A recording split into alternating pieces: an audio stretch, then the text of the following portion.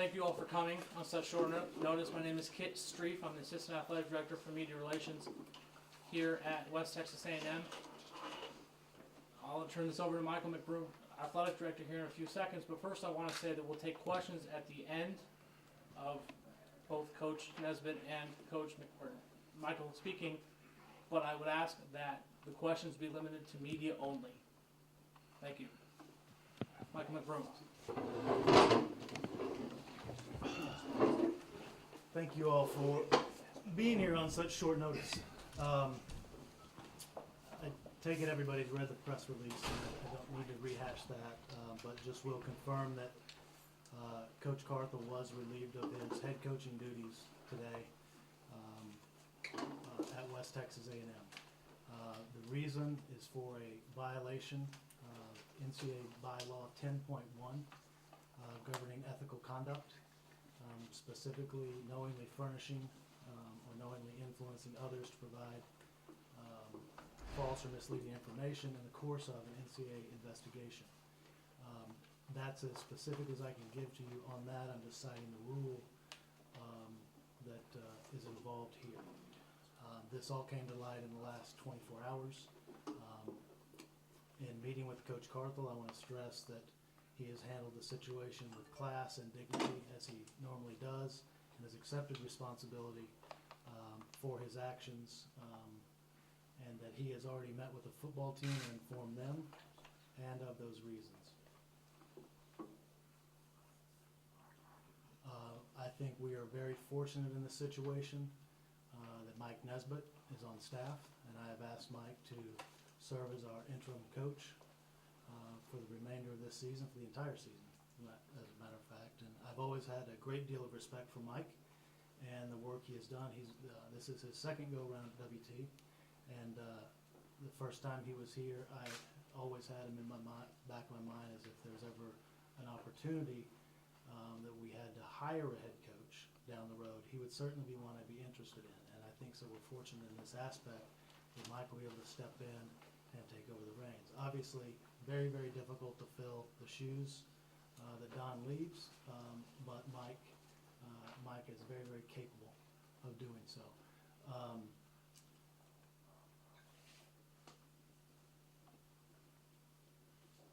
The timing of this, obviously, isn't real good for anybody. Unfortunately, we had no options. It's a terrible time for our student athletes. It's a terrible time for the university, starting school, all the great things. Very, very difficult to go through this and realize what the outcome had to be. But we do pride ourselves on honor and integrity, and in this instance, we simply had no other choice but to make a change.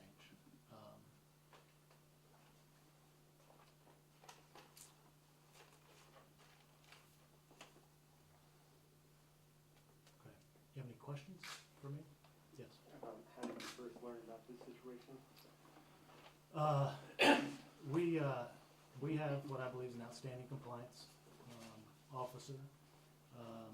We check into things all the time. We are a very large athletic program, and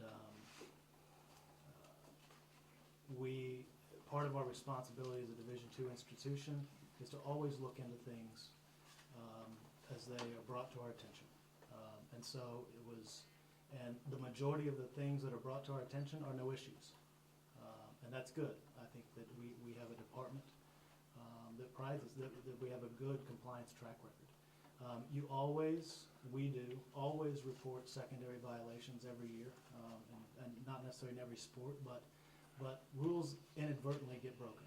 And it's our job to report those and educate so that they don't happen again, and we do that quite a bit. That's part of the Division II philosophy. Specific to your question, we had something that we needed to look into, and we started looking into it, and nothing seemed right, and so we had to look a little further.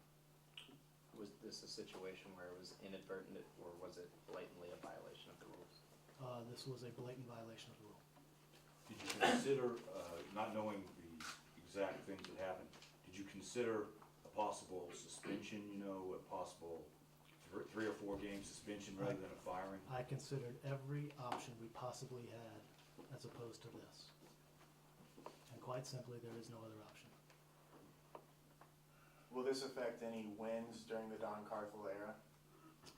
This specific, no. No, this is related to a single incident this summer. Will this affect anything postseason wise that this team may accomplish this No. year?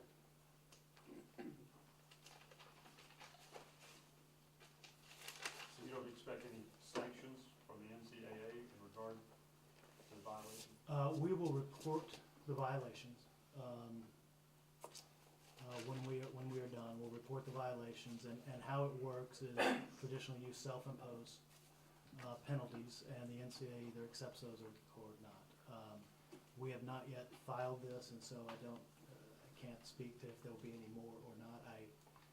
My personal opinion to you today is no, this will be it. Michael, were players involved, and if so, is there any possible punishment their way? I can't speak to that specifically right now. I will state that with most violations, secondary in nature, most violations, student athletes are certainly involved, in most cases. Is there any concern that any of this type of violation was going on in the past that may now come to light? No. Now, if I heard correctly, these violations came during the course of an investigation. Is there an investigation ongoing at this point? Related to this specific incident, we have not yet wrapped up to the point where we filed it with the NCAA, but we have wrapped up the investigative part of it. Was the NCAA on campus, and did they speed this? No. Have they been on campus anytime in the last few weeks? No. The way Division II departments work, we have our own compliance operation, and we are on the phone constantly. I mean, it's a daily thing. We check things daily. When you have a bunch of, especially right now, when you have a bunch of transfers come in or new kids, we're always trying to certify eligibility, and we have questions, this, that, and the other. It happens throughout the year. We have, we spend put a lot of resources in compliance. So what we do is almost daily. Our compliance officer can speak more, but we'll speak with the LSC office on issues or questions, and most of their questions. How do you interpret this rule? Because the rule book, as most of you have seen, is it's big, and we're always looking for the proper interpretations.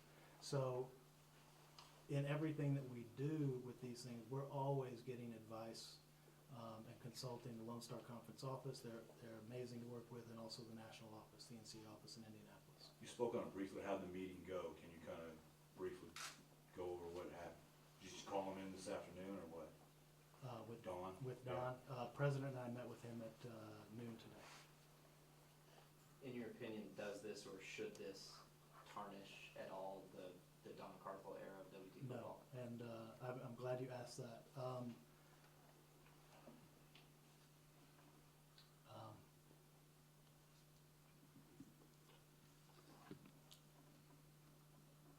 Like a lot of us in this room, I think Don loves the institution. What he has done for the football program and the communities of Amarillo and Canyon is nothing short of amazing, especially if you look at the previous 20 years of football futility up until Coach Kelly back there was coaching.